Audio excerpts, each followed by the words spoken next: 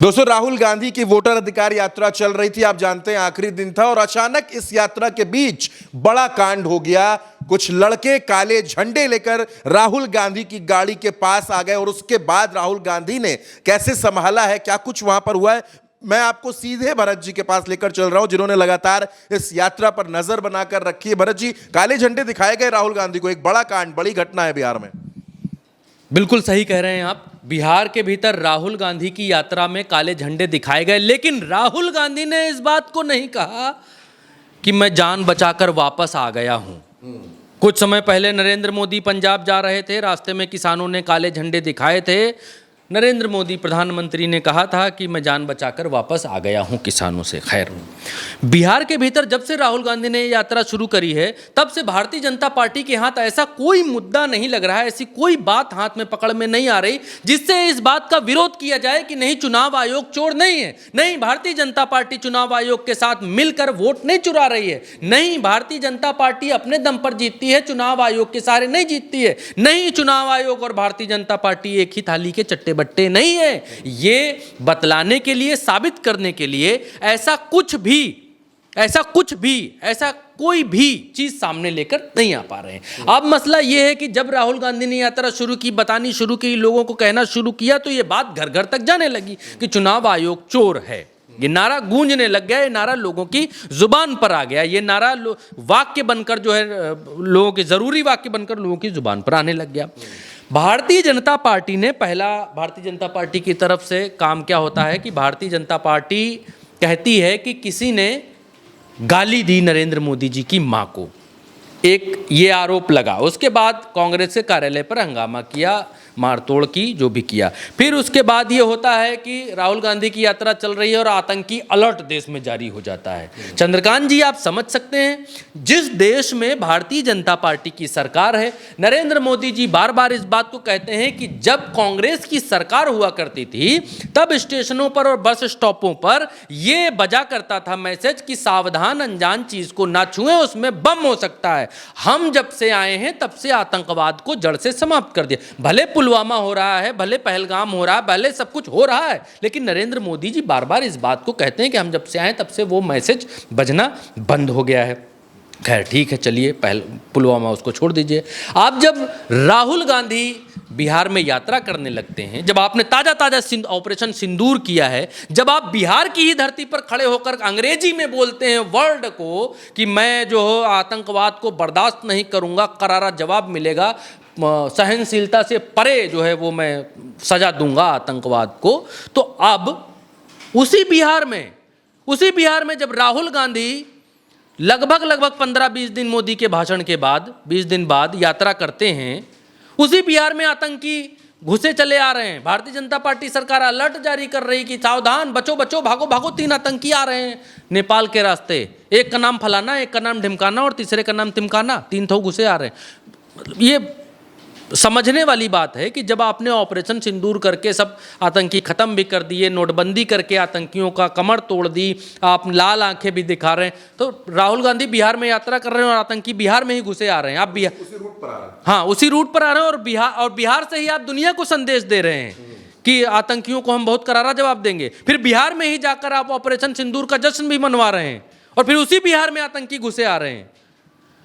मतलब एक सामान्य मानस भी इस बात को समझ सकता है, खैर चलिए, आतंकी घुसे आ रहे हैं, कोई बात नहीं, आपने अलर्ट जारी कर दिया। तो कहने का मतलब यह है कि भारतीय जनता पार्टी बिहार में इस वोट अधिकार यात्रा से इतना खींची हुई है कि उसके पास कोई मुद्दा नहीं है। अब होता क्या है कि कुछ लोग राहुल गांधी जब जा रहे होते हैं, तो कुछ लोग उनकी यात्रा के सामने काले झंडे लेकर राहुल गांधी मुर्दाबाद, नरेंद्र मोदी जिंदाबाद के नारे लगाते हैं, काले झंडे लेकर सामने कूद जाते हैं। राहुल गांधी देखते हैं, कोई और नेता होता तो ये कहता कि इग्नोर करता कि चलो यार कौन झंझट में पड़े, कोई और नेता होता तो ये कहता कि अरे यार हमारे दादा, हमारे पापा सब जो है ऐसे ही जो है, हाँ हमारी दादी और हमारे पिताजी जो है ऐसे ही असुरक्षा या फिर जो भी उन्होंने केयर नहीं किया इन सब चीज़ों से, तो उनकी हत्या हो गई। तो फिर मैं क्यों ऐसी जगह पर गाड़ी रोकूं, चलो आगे बढ़ो। नहीं, उन्होंने गाड़ी रुकवा दी। नरेंद्र मोदी जी तो वापस चले आए थे, किसानों ने काले झंडे दिखाए थे, उन्होंने गाड़ी रुकवा दी। गाड़ी रुकवा कर राहुल गांधी ने पूछा कि क्या बात हो गई भैया, तो उन लोगों ने कहा कि आप कि नरेंद्र मोदी जी की मां को गाली दी गई है। तो राहुल गांधी ने कहा नरेंद्र मोदी जी की मां को गाली दी गई है, क्या मेरी मौजूदगी में दी गई है, क्या मेरे किसी आदमी ने दी है, क्या कांग्रेस के किसी आदमी ने दी है, क्या मेरे मंच से दी गई है, किसने गाली दी है? तो अब वो व्यक्ति कुछ बोल नहीं पा रहा था। राहुल गांधी ने कहा यहाँ आओ। कुछ लोगों ने उसको बुलाकर राहुल गांधी की जीप के ऊपर चढ़ा दिया। विजुअल्स हैं उसके, आप देख सकते हैं। राहुल गांधी की जीप के ऊपर चढ़ा दिया। तो राहुल गांधी ने उससे पूछा तो फिर नारेबाजी क्यों कर रहे हो भाई?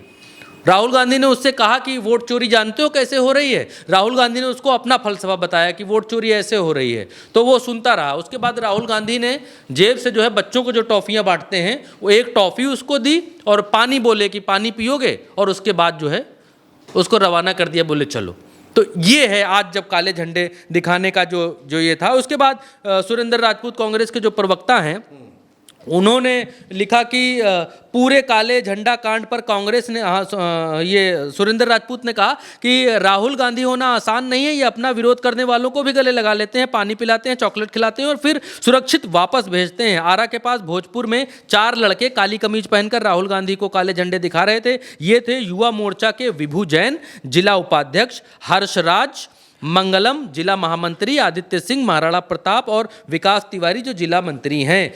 राहुल ने जीप रोकी और उन्हें बुलाया। संघी भीरू पूंछ दबाकर भागने लगे। एक लड़का पकड़ में आया। राहुल जी ने उसे जीप के ऊपर चढ़ाया और उससे पूछा कि वो क्यों नाराज हैं, गला सूख गया है, कंठ से आवाज़ नहीं निकल रही थी। कहने लगा कि पीएम की मां को आप लोगों ने गाली दी है। राहुल ने कहा कि मैंने दी, मेरी उपस्थिति में दी गई। यही बात जो मैं अभी बता रहा था, उन्होंने इसको विस्तार से लिखा है। और उसके बाद मुद्दा अपना समझाया, टॉफ़ी दी, लॉलीपॉप दिया और वो जो संघी व्यक्ति है वो आँख नीचे करके चला गया। राहुल ने साफ कहा कि कोई भी इनके साथ मारपीट नहीं करेगा, इनको ठोकेगा नहीं, इनकी पिटाई नहीं करेगा, कि रैलियों में और वोट यात्राओं में होता है ऐसा अक्सर है कि जिस नेता के पास ज़्यादा भीड़ होती है तो दूसरे विरोध वाले को कूट देता है। तो राहुल गांधी ने कहा कोई कूटेगा नहीं, इनको जो है आराम से यहाँ जाने दो, सब बच्चे हैं। तो कल को और यही सब इन्होंने बहुत लंबा लिखा है। अब इसमें क्या इतना लंबा पढ़ना, हमने आपको बता दिया है।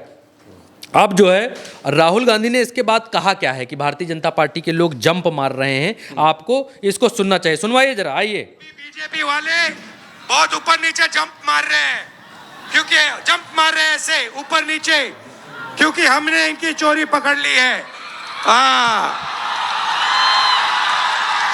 और अभी हमने अच्छी तरह सुनो, प्रेस वाले अच्छी तरह सुनो, अभी हमने महादेवपुरा की चोरी दिखाई है। सही, आने वाले समय में आप देखना कहां कहां की चोरी हम इस देश को दिखाने वाले हैं। हरियाणा, महाराष्ट्र, कर्नाटक, इन सब जगह हम बीजेपी की चोरी, नरेंद्र मोदी की चोरी आपको दिखाने जा रहे हैं। इसलिए बीजेपी के सारे नेता ऊपर नीचे जंप कर रहे हैं। मैं आपको बता रहा हूं, अब इनको हिंदुस्तान इनकी सच्चाई को समझेगा, सुनेगा और फिर हिंदुस्तान अपनी मन की बात नरेंद्र मोदी को बताएगा। तो ये राहुल गांधी यहाँ पर कहते हुए नजर आ रहे हैं। पूरे हिंदुस्तान में फैला दिया है। वही बात कह रहे हैं कि मैंने ये मैसेज पूरे हिंदुस्तान में फैला दिया है। Narendra Modi vote vote vote vote चोर, वोट चोर, वोट चोर, वोट चोर। तो ये राहुल गांधी कह रहे हैं वोट चोर गद्दी छोड़, वोट चोर गद्दी छोड़ के नारे यहाँ पर वो लगवा रहे हैं। राहुल गांधी बार बार इस बात को कह रहे हैं कि भारतीय जनता पार्टी के नेता जो है वो ऊपर नीचे उछलने लग गए हैं क्योंकि उनके पास कहने को कुछ नहीं है। राहुल गांधी एक बड़ी महीन बात और कहकर गए कि सिर्फ बिहार नहीं और जगह भी वोटों की चोरी पकड़ेंगे। आइए आइए आइए, अगला नंबर कहाँ का है वो भी आपको जानना चाहिए। सुनिए अगला नंबर, सुनिए। हमने जो काम माधवपुरा में किया है, आने वाले समय में माधवपुरा में नहीं रुकेगा वो। हम आपको दिखाएंगे, देश को दिखाएंगे। अब देखिए यहाँ पर फिर से सुनिए, कोई बनारस हमने में जो कहता काम है माधवपुरा में किया है, आने वाले समय में माधवपुरा में नहीं रुकेगा वो। हम आपको दिखाएंगे, देश को दिखाएंगे। बनारस में राहुल गांधी मुस्कुराते हैं क्योंकि पीछे से आवाज आती है, कहते हैं ये हम और भी जगह पर दिखाएंगे। तो कोई पीछे से बोलता है बनारस में, तो राहुल गांधी ऐसे ऐसे मुस्कुराते हैं कि हाँ बनारस में हम दिखाएंगे आपको। तो अगला नंबर क्या बनारस का है। और अगर नरेंद्र मोदी की सीट पर बनारस में, उत्तर प्रदेश के भीतर नरेंद्र मोदी की लोकसभा सीट पर चंद्रकांत जी अगर 10,000 फर्जी वोटर भी निकाल दिए तो दुनिया में थू थू हो जाएगी। छोटी बात नहीं है, 5,000 निकाल दी फर्जी वाला तो छोटी। और 5,000 निकलेंगे, निकल आएंगे, 5,000 निकल आएंगे, कोई दो राय नहीं है कि नहीं निकल पाएंगे, निकल आएंगे। अगर चुनाव आयोग डॉक्यूमेंट दे दे, चुनाव आयोग सारी चीज़ें दे दे, और जो जैसे जैसे कर्नाटक और इन जगहों पर ये बता रहे हैं उस तरीके से घर घर जाकर अगर वोटर लिस्ट मरे जिंदा और ये सब खोजें तो फिर निकल आएंगे। तो फिर कितनी बड़ी दुनिया में तू होगी कि भारत देश के प्रधानमंत्री जिस सीट पर लड़ रहे हैं उस सीट पर इतना फर्जी वोटर है। अगर निकल आया तो, अगर निकल आया तो कितना बड़ा ये होगा। तो राहुल गांधी को रोकने के लिए, राहुल गांधी के खिलाफ, क्योंकि एक चीज़ और है, क्योंकि गोदी मीडिया में ऐसी कोई मैसेजिंग नहीं हो पा रही है कि वोट अधिकार यात्रा में हो गया फलाना, राहुल गांधी का हो गया विरोध, राहुल गांधी को वापस जाना पड़ा, लगे गो बैक के नारे, ये सब नहीं हो पा रहा है। क्योंकि गोदी मीडिया ने इस देश में, जब से गोदी मीडिया काल आया है तब से इस देश में गोदी मीडिया ने इतना जो है अत मचाई है कि अगर कहीं रेप होता है, कोई दलित वर्ग हो गया, कोई अपर कास्ट वर्ग हो गया, दलित वर्ग की लड़की हो गई, अपर कास्ट वर्ग का लड़का हो गया, तो ये गोदी मीडिया इतना ज़्यादा बेगैरत हो गया है कि आज तक इस देश में रेप वाले पक्ष को, जिसने रेप किया है उस पक्ष को नहीं दिखाता था। लेकिन अब गोदी मीडिया अगर उसके एंगल का है व्यक्ति, अगर उसके एंगल का है, अगर वो उसके नेताओं का सपोर्टर है, तो फिर गोदी मीडिया रेप करने वाले के घर पर जाकर बैठता है। हाथरस में आपने देखा होगा कैसा कैसा हुआ, जिसके ऊपर आरोप लगे उसके घर में जाकर, हालांकि वो केस अब इधर उधर हो गया है, उस केस में क्या होना था उत्तर प्रदेश में तो आप जानते ही हैं क्या क्या जो भी हुआ उस केस के भीतर, उस पर मुझे जाना नहीं है। लेकिन राहुल गांधी ने बिहार के भीतर ये एक स्ट्रॉन्ग मैसेज और स्ट्रॉन्ग तस्वीर दिखाई है कि मोहब्बत से भी कोई जंग जीती जा सकती है और लोगों को जगा कर भी कोई मैसेज फैलाया जा सकता है। तो बिल्कुल दोस्तों, राहुल गांधी हमेशा कहते हैं कि इस देश में वो मोहब्बत की दुकान खोलने निकले हैं, मोहब्बत की बात करेंगे, और उसका संदेश उन्होंने एक बार फिर दे दिया। बिहार की धरती पर वोटर अधिकार यात्रा खत्म हो चुकी है, लेकिन 1 सितंबर को एक बड़ा शक्ति प्रदर्शन पटना में गांधी मैदान से लेकर पटना में हाईकोर्ट तक एक यात्रा होगी, पदयात्रा, जिसमें तमाम बड़े चेहरे, राहुल, तेजस्वी से और उनके साथ कई बड़े चेहरे आपको नजर आएंगे। ये यात्रा होगी। फिलहाल अभी के लिए इतना ही। आप उल्टा चश्मा यूसी के साथ बने रहिए। नमस्कार।